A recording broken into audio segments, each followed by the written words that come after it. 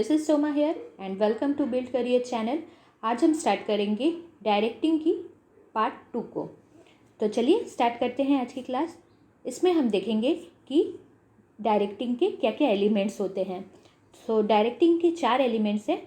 आज हम 3 को कवर करेंगे। नेक्स्ट क्लास में हम लास्ट वाले कम्युनिकेशन को कवर अप करेंगे। तो हमने ये सारी चीज़ें देख ली हैं कि डायरेक्टिंग होता क्या है, इसके प्रिंसिपल्स क्या है, इसकी इम्पॉर्टेंस क्या क्या है। आज हम देखेंगे इसके एलिमेंट्स। नाउ एस्पेक्ट, कंपोनेंट या फिर एलिमेंट। डायरेक्टिंग के क्या क्या एस्पेक्ट होते हैं, इसके कंपोनेंट और एलिमेंट, ये तीनों एक ही कॉन्सेप्ट है। फर्स्ट इसका कॉन्सेप्ट क्या है, सुपरविजन।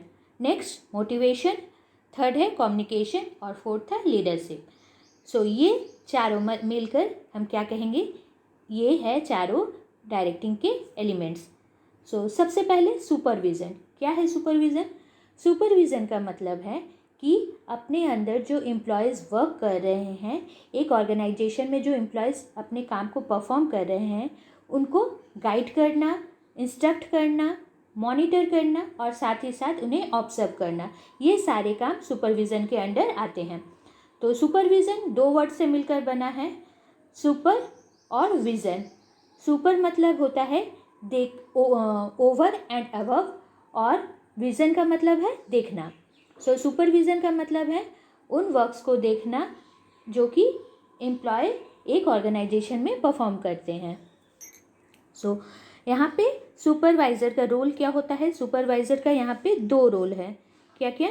एक गाइड का काम करता है, यानी कि जो अगर सबऑर्डिनेट्स को कुछ डाउट होते हैं तो क्या करते हैं सुपरवाइज़र, उन्हें गाइड करते हैं जिससे कि उन्हें अपनी प्रॉब्लम का सल्यूशन मिल सके।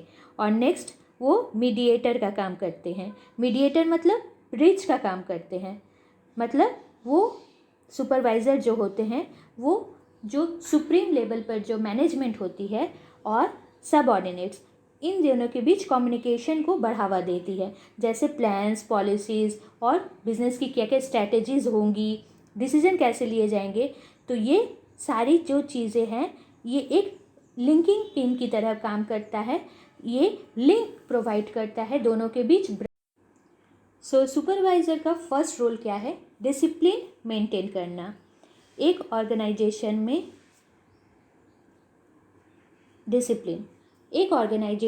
डिसिप्लिन को ज़्यादा से ज़्यादा इनकरेज करना। एम्प्लॉयज़ और वर्कर जो रहेंगे वो डिसिप्लिन्ड वे में काम करेंगे, और अगर इस तरह से एक फिक्स टाइम टेबल, एक रूटीन फॉलो किया जाएगा तो कोई भी प्लान को सही तरीके से सही डायरेक्शन में एग्जीक्यूट करना पॉसिबल होगा।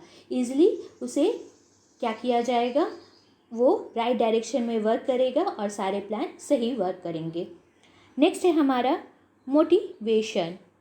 सुपरवाइज़र का सेकंड रोल है मोटिवेशन, या आप कह सकते हैं कि सुपरविज़न की जो इम्पोर्टेंस है उसकी सेकंड पार्ट है मोटिवेशन। यहाँ पे देखा जाता है कि वर्कर्स को सही तरीके से मोटिवेट किया जाए। उन्हें सही तरीके से अगर मोटिवेशन मिलती रहेगी तो क्या होगा, सारे काम वो अपनी बेस्ट देंगे, सारे काम में वो बेस्ट करेंगे, और इस तरह से कंपनी की, ऑर्गेनाइजेशन की जो भी एम है वो सही तरीके से फुलफ़िल हो पाएगी।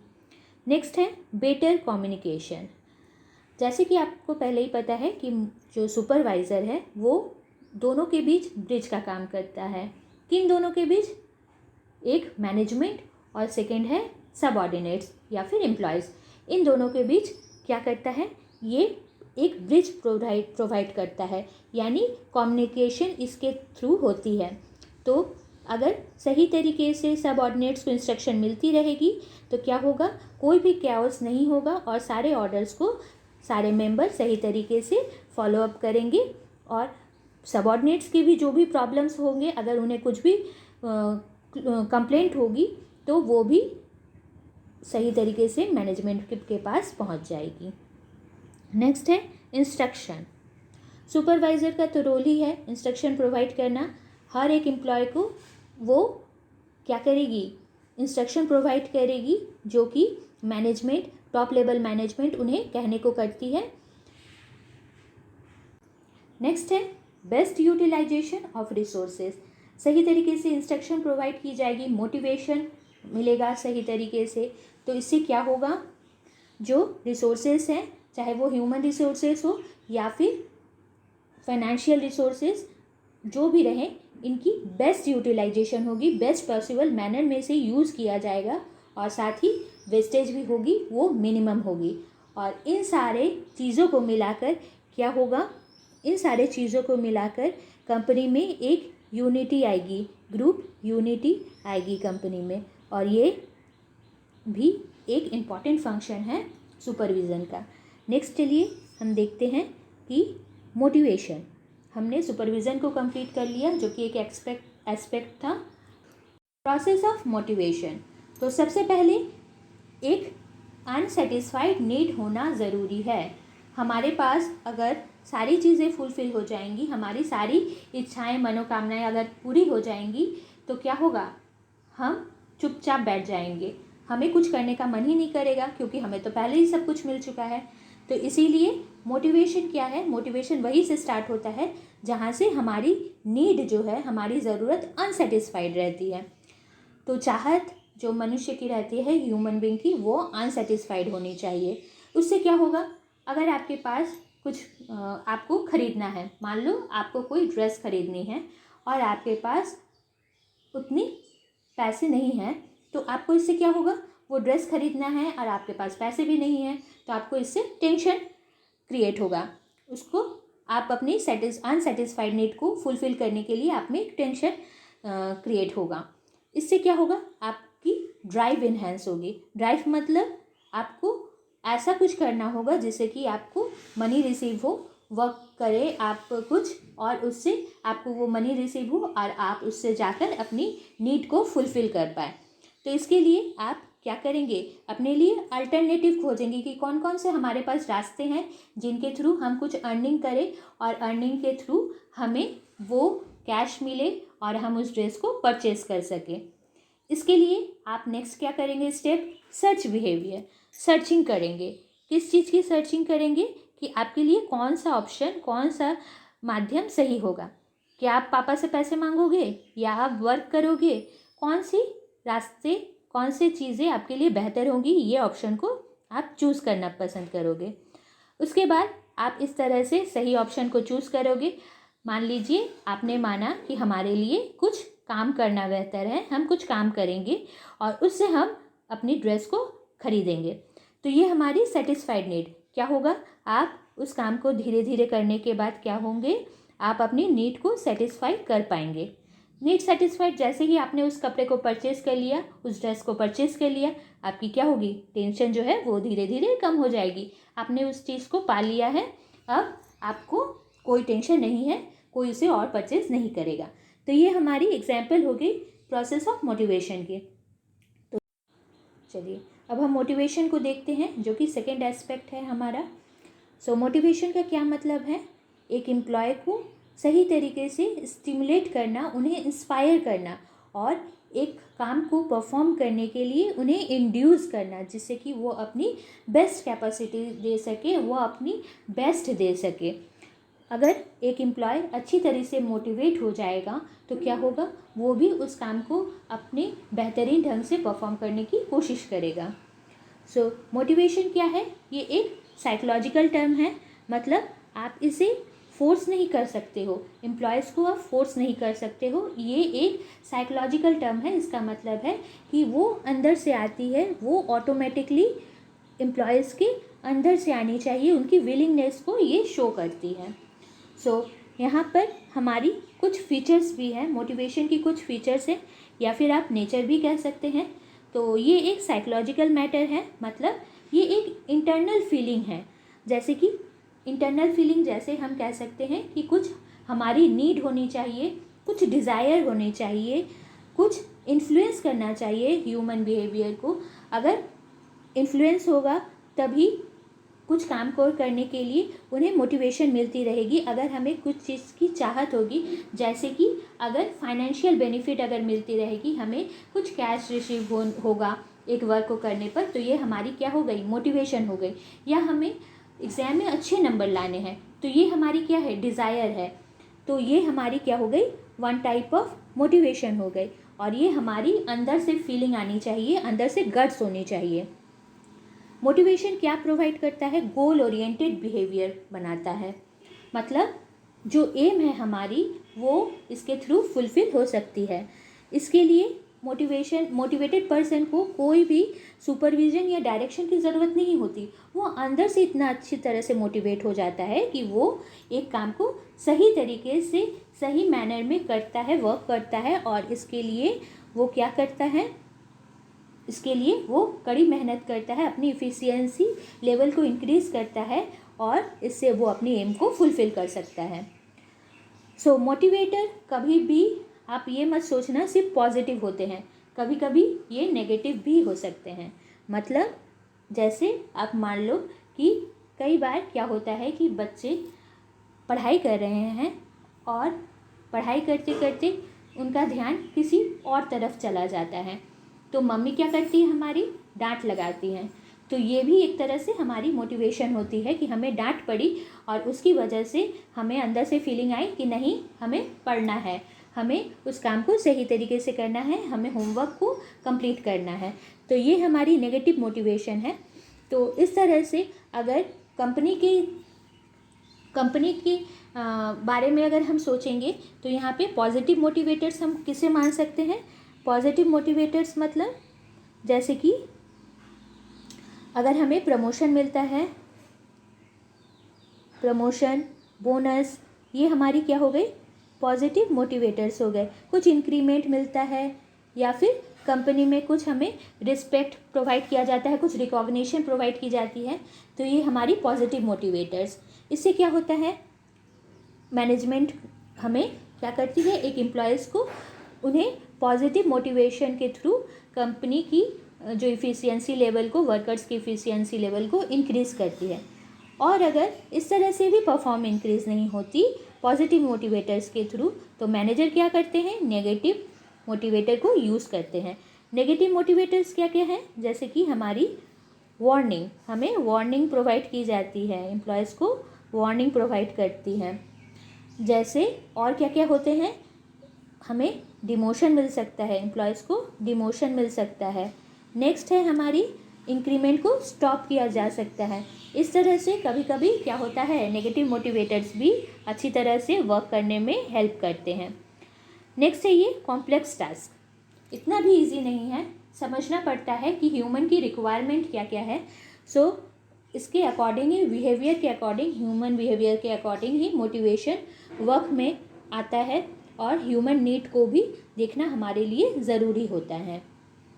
नेक्स्ट है ये एक कंटिन्यूअस प्रोसेस है। मोटिवेशन एक कॉन्टिन्यूअस प्रोसेस है, डायनेमिक प्रोसेस है। डायनेमिक मतलब ये हर वक्त चेंज होते रहता है, टाइम टू टाइम मोटिवेशन की ज़रूरत पड़ती रहती है। ऐसा नहीं है कि सिर्फ आपने एक बार किसी को मोटिवेट कर दिया तो ये लाइफ टाइम चलेगी। नो, आपको बार बार एक जो आपके एम्प्लॉय हैं उन्हें मोटिवेट करते रहना होगा, तभी क्या होगा? वर्क सही डायरेक्शन में हो पाएगा। तो ये हमारी मोटिवेशन, इसके लिए एक प्रोसेस है। मोटिवेशन की प्रोसेस हम समझेंगे अब। Importance of motivation. So first importance हमारी है इम्प्रूविंग परफॉर्मेंस। क्या होगा? आपको पता ही है, हमने इतनी देर से डिस्कस कर रहे हैं हम कि मोटिवेटेड पर्सन की जो परफॉर्मेंस होगी, उनकी जो एक्टिविटी परफॉर्मेंस होगी वो इम्प्रूव करेगी। नेगेटिव मोटिवेटर यूज़ करो या पॉजिटिव मोटिवेटर, मकसद सिर्फ एक ही है, परफॉर्मेंस को बेहतर करना। नेक्स्ट है चेंजिंग नेगेटिव एटीट्यूड। कोई काम के प्रति आपकी अगर एटीट्यूड सही नहीं होगी तो आप कभी भी उसे बेहतर तरीके से नहीं कर पाओगे। तो इसीलिए क्या होता है? मोटिवेशन के थ्रू क्या किया जाता है? नेगेटिव एटीट्यूड को पॉजिटिव एटीट्यूड में चेंज किया जाता है, राइट। नेक्स्ट है create sustainable working environment. Motivation रहेगी, मोटिवेटेड अगर एम्प्लॉयज़ होंगे तो वर्किंग एनवायरनमेंट भी क्या होगी? क्रिएटिव होगी, अच्छी बनी रहेगी, वर्किंग एनवायरनमेंट सही बनी रहेगी, कोई कैओस नहीं होगा। नेक्स्ट है achievement of goal. Of course हम गोल ओरिएंटेड बिहेवियर की बात कर रहे हैं। मोटिवेटेड पर्सन हमेशा क्या करेगा? अपने वर्किंग को सही तरीके से गोल की ओर ले जाएगा, उस तरह से वो अपनी डायरेक्शन प्रोवाइड करेगा अपने वर्किंग को। नेक्स्ट है helps in introduction of changes. कोई भी चेंजेस अगर कंपनी में लानी है तो मैनेजर अगर मोटिवेटेड एम्प्लॉयज़ होंगे तो मैनेजर के लिए आसान होगा कोई भी न्यू चेंजेस, न्यू क्रिएटिविटी को लाने के लिए। एम्प्लॉय टर्नओवर रिडक्शन होगा। एम्प्लॉयज़ की जो टर्नओवर होती है, उनकी जो क्या होता है, वो अगर चाहे तो कंपनी को छोड़ सकते हैं, पर ऐसा अगर मोटिवेटेड एम्प्लॉयज़ हो, उन्हें सही तरीके से मोटिवेशन प्रोवाइड की जाए, चाहे वो मॉनेटरी बेनिफिशियल के थ्रू हो या किसी रिस्पेक्ट के थ्रू, बोनस के थ्रू, जैसे भी हो, पर एम्प्लॉयज़ की टर्नओवर मोटिवेटेड होने से रिड्यूस होगी, धीरे धीरे कम होती रहेगी। तो ये हमारी इम्पोर्टेंस मोटिवेशन की। यहाँ पर एक इम्पॉर्टेंट थ्योरी है हमारी। क्या थ्योरी है? Need hierarchy theory. Psychological theory है, बहुत ही इम्पॉर्टेंट हमारे लिए है। ये मोटिवेशन की साइकोलॉजिकल थ्योरी है। चलिए देखते हैं कि क्या होती है ये थ्योरी। नीड हायरार्की थ्योरी, तो ये किन्होंने प्रोवाइड किया है हमें? ये मैस्लो ने प्रोवाइड किया, और ये एक मोटिवेशनल साइकोलॉजिकल थ्योरी है जो कि ऑर्गेनाइजेशन के वर्किंग में भी बहुत ज़्यादा हेल्पफुल है, हमारे लिए बहुत इम्पॉर्टेंट टॉपिक है। सबसे पहले मैस्लो ने हमें प्रोवाइड किया था ये, और ये थ्योरी हमें क्या कहती है? एक हायरार्की देती है। मतलब एक ट्रायंगुलर शेप, आप देखिए यहाँ पे एक ट्रायंगुलर शेप हमें प्रोवाइड किया जा रहा है। तो ट्रायंगुलर शेप में सबसे नीचे क्या है हमारी? Physiological need. फिजियोलॉजिकल नीड मतलब फूड। क्या है? फूड। और क्या है? शेल्टर, साथ ही क्लोथ्स। ये हमारी क्या क्या है? ये हमारी है साइकोलॉजिकल नीड। यानी सबसे पहले ये बेसिक रिक्वायरमेंट है एक पर्सन की ज़िंदा रहने के लिए, सर्वाइवल के लिए। तो ये ह्यूमन लाइफ की सबसे बेसिक नीड है, फूड, शेल्टर एंड क्लोथिंग्स। और इसीलिए हम क्या करेंगे, सबसे नीचे इसे रखा गया है। और अगर हम इसको ऑर्गेनाइजेशन के सेक्टर में अगर देखेंगे तो हमारे लिए सबसे ये क्या आएगा? Basic salary. सबसे जो बेसिक सैलरी है वो हम सबसे नीचे वाली कैटेगरी में रखेंगे। यानी बेसिक सैलरी से हम अपनी फूड, शेल्टर, ये जो मिनिमम जो हमारी नीड है उसे हम फुलफ़िल कर सकते हैं। सेकंड जो है हमारी safety and security need. Safety और सिक्योरिटी मतलब हमारी फिज़िकल सेफ्टी, फिज़िकल जो सेविंग्स हमारी होनी चाहिए, और इकोनॉमिक सिक्योरिटी होनी चाहिए। यानी ये क्या होगा, यहाँ पे हम अपने फ्यूचर को सिक्योर कर पाएंगे, अपने फ्यूचर के बारे में सोचेंगे।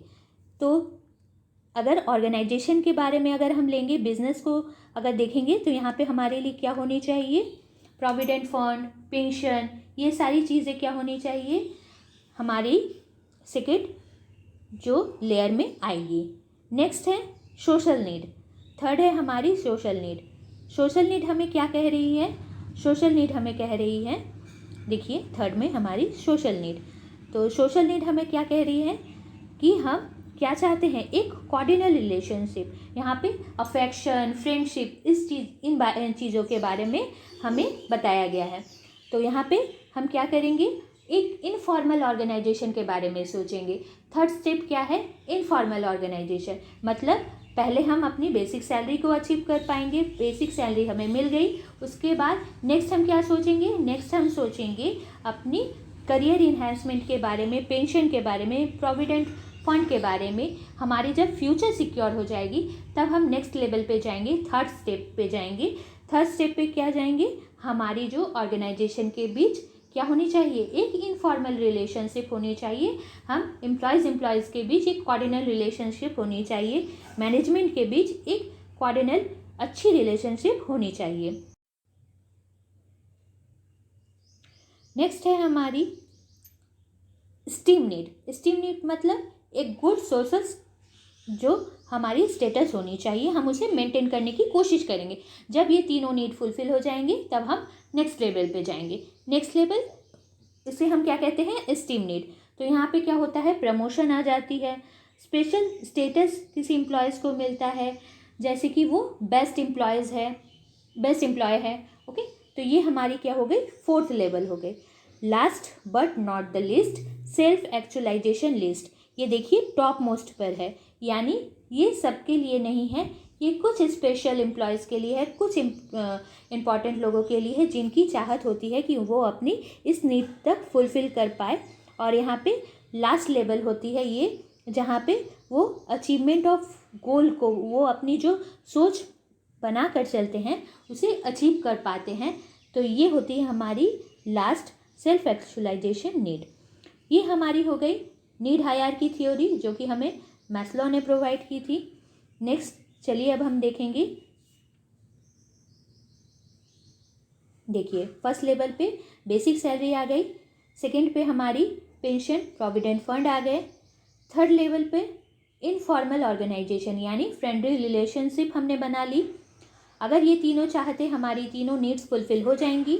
नेक्स्ट हम प्रमोशन और स्पेशल स्टेटस को खोजेंगे, इस तरह की मोटिवेशन को हम फाइंड करने की कोशिश करेंगे।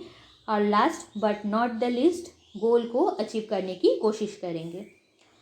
अब हम देखेंगे कि हमारे पास क्या क्या इंसेंटिव्स है। बहुत इंपॉर्टेंट है, financial incentives, non financial incentives. So financial incentives में क्या क्या आ जाएंगे, पे एंड अलाउंसेस आ जाएंगे, प्रॉफिट शेयरिंग आएगी, बोनस, कमीशन, और क्या क्या आएंगे, जितने भी फाइनेंशियल टर्म है, फाइनेंशियल बेनिफिट्स है, जैसे कि रिटायरमेंट बेनिफिट, कमीशन, इस तरह से। और नॉन फाइनेंशियल इंसेंटिव्स में क्या क्या आएंगे, कुछ ह्यूमन रिसोर्स एम्पावरमेंट, करियर को एडवांसमेंट मिलना, job security, job enrichment, status provide करना। तो ये हमारी क्या हो जाएगी, नॉन फाइनेंशियल इंसेंटिव्स। नेक्स्ट हम देखेंगे लीडरशिप। ये थर्ड एस्पेक्ट है हमारी किसकी, डायरेक्टिंग की, लीडरशिप। सो लीडरशिप होती क्या है, लीडरशिप का मतलब है किसी भी पीपल की बिहेवियर को चेंज करना, उन्हें इन्फ्लुएंस करना, किस तरह गोल को अचीव करने के लिए उस पीपल की बिहेवियर को चेंज करना। तो इसे हम क्या कहते हैं, लीडरशिप। लीडरशिप मतलब किसी को सही डायरेक्शन प्रोवाइड करना। तो ये सबसे पहले तो एक प्रोसेस है, इन्फ्लुएंस करने का प्रोसेस है। आप किसी के व्यक्तित्व को चेंज कर सकते हैं और इसके थ्रू क्या होता है, जो एक कॉमन गोल है उसे अचीव किया जाता है। साथ ही यहाँ पे दो या दो से ज़्यादा पर्सन अगर होंगे, उनके बिहेवियर को अगर हम चेंज करेंगे तो ही ये क्या होगा, इसे हम लीडरशिप कह सकते हैं। मतलब सिर्फ अपने बिहेवियर को चेंज करने का मतलब लीडरशिप कभी नहीं होगा। और यहाँ पे कोऑपरेशन की नीड होती है, और कोऑपरेशन की नीड तभी अच्छी होगी, तभी होगी जब आप सही तरीके से इन्फ्लुएंस कर पाएंगे एम्प्लॉयज़ को। तो यहाँ पे तीन तरीके की हम देखेंगे स्टाइल को, लीडरशिप स्टाइल को, ऑटोक्रेटिक, डेमोक्रेटिक और लेजन फेरी। सो चलिए स्टार्ट करते हैं, इन तीन को देखते हैं। ऑटोक्रेटिक लीडरशिप होती है, ऑटोक्रेटिक लीडरशिप।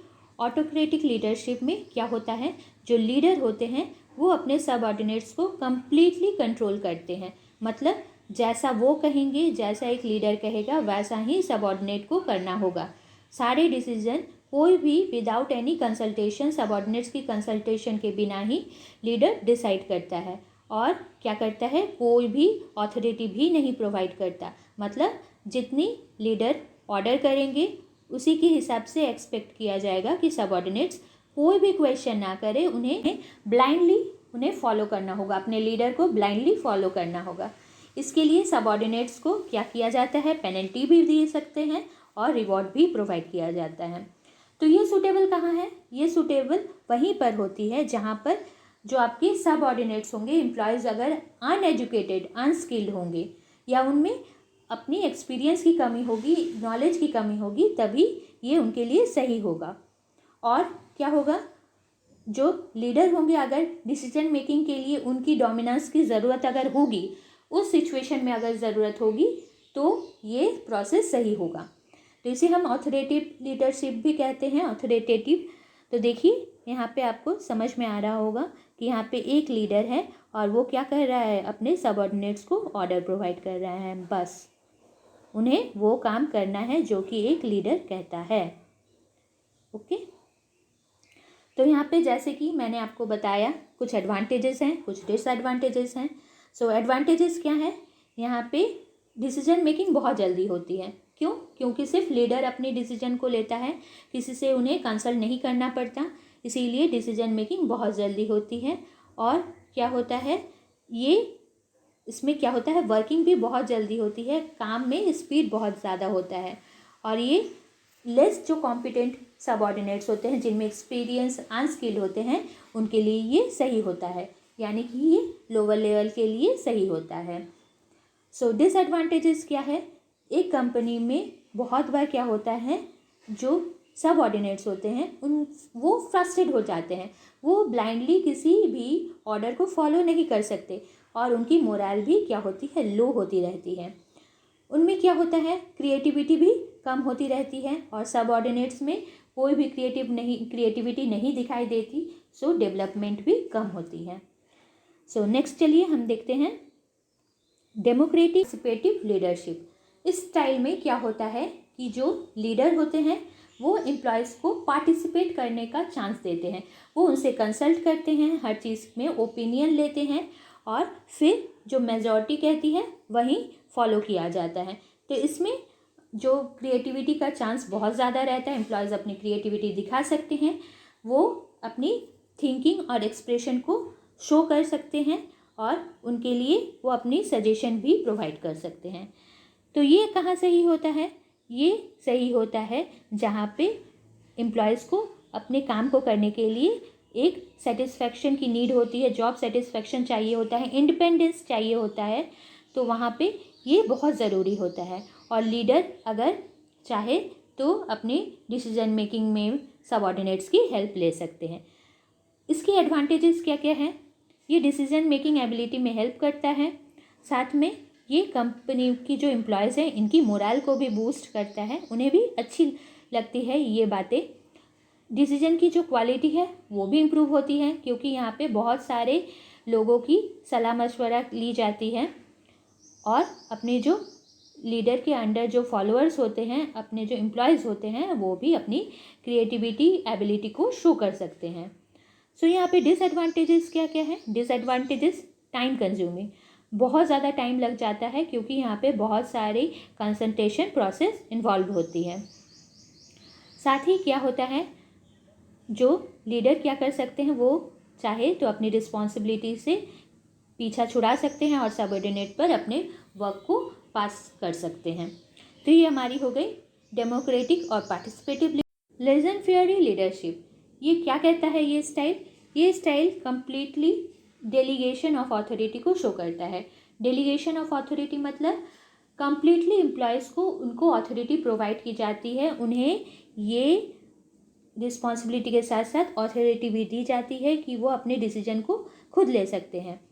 लीडर्स यहाँ पे अपनी पावर को शो नहीं करते, वो सिर्फ क्या करते हैं, रिसोर्सेज, इंफॉर्मेशन और सबऑर्डिनेट्स के बीच एक ब्रिज का काम करते हैं, एक कॉन्टैक्ट पिलर की तरह वर्क करते हैं। तो ये सही कहाँ पे है, ये सही वहीं पर है जहाँ पे जो एम्प्लॉयज़ होंगे वो अच्छी स्किल्ड के होंगे, वेल स्किल्ड होंगे, वेल ट्रेंड होंगे और जो सबऑर्डिनेट्स हैं वो खुद ही मोटिवेटेड होंगे, सही तरीके से अपनी रिस्पॉन्सिबिलिटीज़ को समझेंगे, तो ये उन ऑर्गेनाइजेशन के लिए सही होती है। एडवांटेजेस क्या है, एम्प्लॉयज़ की जो मोरल होती है वो पॉजिटिव होती है और वो अपनी पोटेंशियल और कैपेसिटी को भी सही तरीके से यूटिलाइज कर सकते हैं, उन्हें शो कर सकते हैं। डिसएडवांटेज कहाँ है, यहाँ पे लीडर की गाइडेंस नहीं मिलती, उन्हें उनका सपोर्ट उस तरह से नहीं मिलता, लीडर्स की कंट्रीब्यूशन दिखाई नहीं देती और हो सकता है कि कंपनी में कैओस हो जाए क्योंकि सबऑर्डिनेट्स अपने वर्क को डिफरेंट डायरेक्शन में करने की कोशिश कर सकते हैं। तो ये हमारी हो गई तीनों स्टाइल लीडरशिप की। लास्ट है हमारी कम्युनिकेशन। सो नेक्स्ट क्लास में हम कम्युनिकेशन को देखेंगे और उसके डिफरेंट सब कैटेगरीज को भी देखेंगे। तो अगर क्लास अच्छी लगे प्लीज़ लाइक शेयर सब्सक्राइब करना। Thank you for watching this class.